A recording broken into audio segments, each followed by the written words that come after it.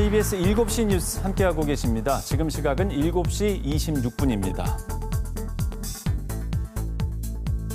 춘천시가 이번에 시내버스 운영 체계를 준공영제로 바꿨습니다. 사실 거의 모든 지역들이 시내버스 적자 때문에 운영 체계를 고민하고 있는데요.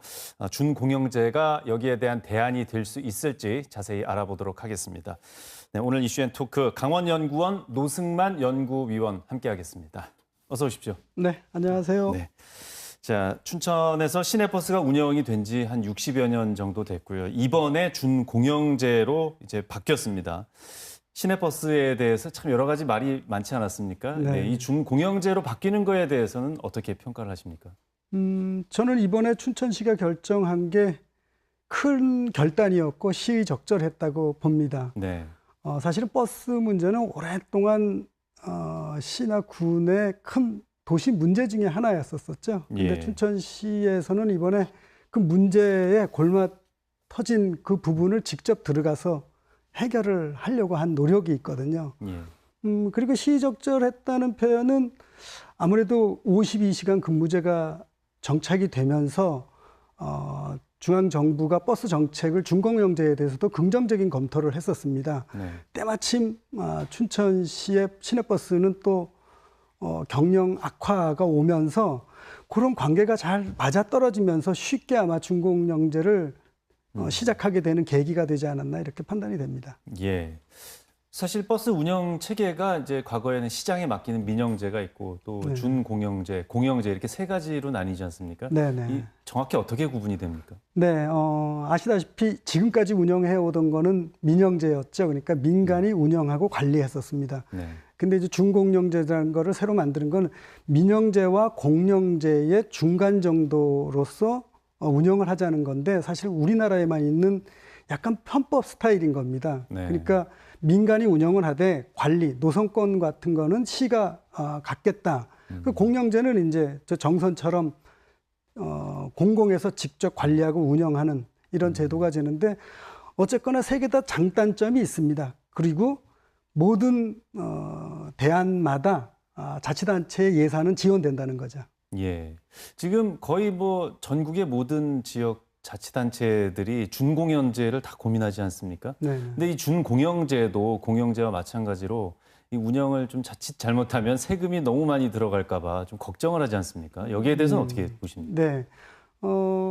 이론적으로는 준공영제는 민영제와 공영제의 중간 정도의 비용이 들어가는 걸로 생각을 하고 시작을 하는데 실제 이제 시행을 하다 보면은 공영제에 맞먹는 예산이 들어갑니다. 네. 그러다 보니까 사실은 좀 고민들을 자치단체별로 고민들을 많이 하고 있는 건데 네.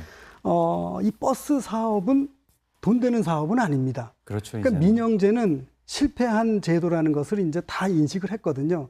근데 공영제를 하기에는 돈이 너무 많이 들어가니까 그 대체제로서 이제 준공영제를 선택해서 하고 있는데 이거 역시도 이런저런 문제점이 많이 나타나는 그런 상황입니다. 예. 지금도 경영난을 겪고 있는 그 버스 업체 지역들이 참 많습니다. 그 도내 시내버스 운영 상황이 전반적으로 어떻습니까?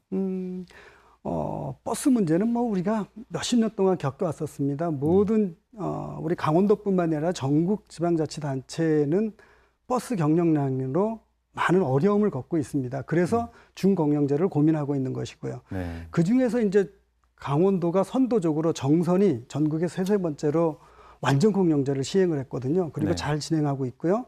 그리고 춘천이 이제 도내에서는 처음으로 준공영제를 하고 있는데 이런 버스에 대한 사회적 이슈가 이제는 사회적인 문제로서 정착이 되어 가고 있습니다. 그러니까 지금쯤은 이제는 자치단체가 좀 네. 판단해내야 될 시기가 온 것 같습니다. 예. 사실 그 이제 준공영제나 공영제를 우려하는 쪽에서는 버스 운영 상황이 안 좋아지면 자치단체 재정까지 안 좋아지는 거 아니냐 이런 우려를 많이 보내지 않습니까? 네네네. 예, 여기에 대해서는 좀 어떤 말씀을 하고 싶으신가요? 맞습니다. 사실은 이제 버스라는 그 체제를 우리가 공공재로 볼 것인가 네. 아니면은 그냥 경제성을 가지고 판단을 할 것인가의 문제인데 저는 확실하게 버스는 공공적인 문제라고 생각이 됩니다. 그러니까 네. 우리가 이제는 더 이상 버스 문제를 가지고 재정이 많이 들어가는 이런 얘기를 할 필요가 없이 네. 그냥 체육관이나 도서관이나 그 문화원 같이 그냥 시민들의 편익을 위해서 제공돼야 되는 그런 시설이다. 그렇게 인식을 해줬으면 좋겠습니다. 예. 이 시민들의 발을 포기할 수는 없고 이제 수익성은 버스와는 별개다. 이렇게 예, 봐야 되겠습니다. 네. 그래도 운영 체계가 바뀌면 또 네. 소비자들 이제 탑승하시는 분들의 어떤 혼란이 좀 있지 않을까요? 어떻습니까? 이런 부분은? 네, 우리가 오랜 기간 버스 문제를 겪으면서도 개편에 대해서는 사실은 좀 두려워했었습니다. 네. 그 첫 번째 이유가 버스 개편은 아무리 잘해도 표가 떨어진다는 말이 있습니다. 예. 선거에 네. 도움이 안 되고 그러다 보니까 개편을 좀 주저하는 것인데 개편을 하면은 예산은 증가가 되지만 확실하게 서비스나 편익은 증가가 됩니다. 네. 그렇지만 시민들이 걱정하는 것은 서비스가 개선되고 편익은 좋아졌는데 이게 시간이 지나면서 우리가 걱정하는 모럴 해저드, 그러니까 과거로 돌아가서 다시 그들의 운영자들만 편익을 갖고 시민들은 과거처럼 다시 또 불편할 거다. 예. 그런 걱정 때문에 이제 그런 재정적인 한계를 가지고 자꾸 얘기를 하는데 그것도 이제는 우리가 좀 감내하고 좀 지켜봐주는 이런 과정 중에 하나가 있는 것 같고 춘천시가 이번에 시행하는 것도 그 협약 문구를 모럴 해저드를 방지할 협약 문구를 잘 만들어 놔서 예. 지금 추진을 하고 있더라고요. 그런 측면에서 본다면 준공영제를 고민하고 있거나 민영제의 골치가 아픈 자치단체들은 지금 춘천시가 하고 있는 이 제도를 조금 더 주의 깊게 지켜봐 줬으면 하는 바람입니다. 예. 여기서 좀 더 나가서 정선에도 완전 공영제가 있지만 더 나가서 무상 이용 얘기까지도 나오는 지역이 있는 것 같습니다. 여기까지는 어떻게 보십니까? 근데 이제 우리가 사회가 발전하면서 시민들의 복지에 대한 욕구가 더 강해지면서 저는 그런 완전 공영제라든가 버스 무료 이용에 대한 요구는 더 점점점 강해질 거라고 봅니다. 네. 우리가 이론적으로 보면은 공영제로 가기 위해서는 준공영제는 불필요한 제도입니다. 네. 예산만 더 많이 드는 거거든요. 그러니까 공영제에 돈 들였던 거를 준공영제에 돈 들였던 거를 공영제를 하면서 다시 민간에게 그걸 보상해 줘야 되는 이런 과정이기 때문에 네. 어떻게 보면은 우리가 그런 욕구는 있지만 자치단체 장의 고민은 네. 더 깊어가는 이런 과정이 지금이 아닌가 이렇게 생각이 됩니다. 예. 가장 중요한 것은 시민들의 편의와 편익. 네, 네네. 이것을 먼저 생각해야 그렇죠. 되겠습니다. 네네네. 예. 또 성과에 대해서는 나중에 말씀을 또 듣도록 하겠습니다. 고맙습니다. 네. 네.